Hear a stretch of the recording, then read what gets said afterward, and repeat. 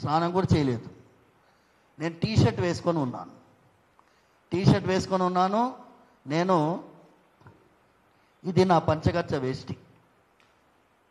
బాగా చూడండి, ఇది మడత పెట్టి కట్టుకోవాలి. కట్టుకోవడానికి 15 నిమిషాలు పడుతుంది. ఇది మడత పెట్టి కట్టుకోవాలి. మీద టీషర్ట్ వేసుకొని ఉన్నాను. టీవీ బాగా కనిపిస్తుందా మీకు? ఈ కచ్చం. నేను టీషర్ట్లో ఉన్నానయ్యా, స్నానం కూడా చేయలేదు. నేను ఎవరిని కలవలేను అన్నా. రామరాజ్యం కోసం పనిచేసే వాళ్ళకి కలవడానికి సమయం కూడా లేదా మీకు అని టేక్ హిమ్ ఇంటూ కస్టడీ అన్నాడు ఒక ఆయన వెనకాల నుంచి.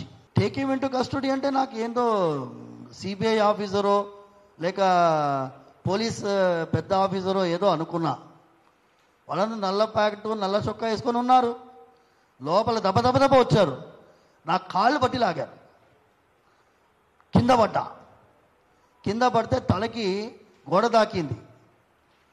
గోడ తాకితే నాకు అర్థం కాలేదు. ఆలోచించండి, కనీసం ఎంతమంది ఉన్నారో తెలియదు, 20 మంది కంటే ఎక్కువ ఉన్నారు. లోపల ప్రవేశించారు. ట్రెస్ పాసింగ్ అంటారు లీగల్ లాంగ్వేజ్లో. కాళ్ళు పట్టి లాగారు, కింద పడేశారు. పడేసి అక్కడ కుర్చీ ఉంటే కుర్చీ లాక్కొని దాని మీద కూర్చున్నాడు ఆయన.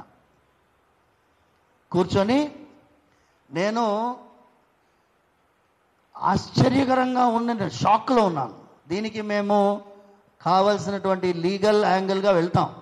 ఇది వదిలే ప్రసక్తి లేదు. డిఫమేషన్ వేస్తాము, సివిల్ డిఫమేషన్ వేస్తాము, క్రిమినల్ డిఫమేషన్ వేస్తాం.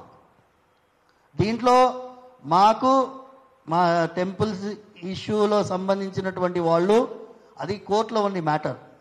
దానికి సంబంధించిన వాళ్ళు వెనకాల ఉండొచ్చు, కానీ ఇది శిఖండిలాగా వ్యవహరించకూడదు.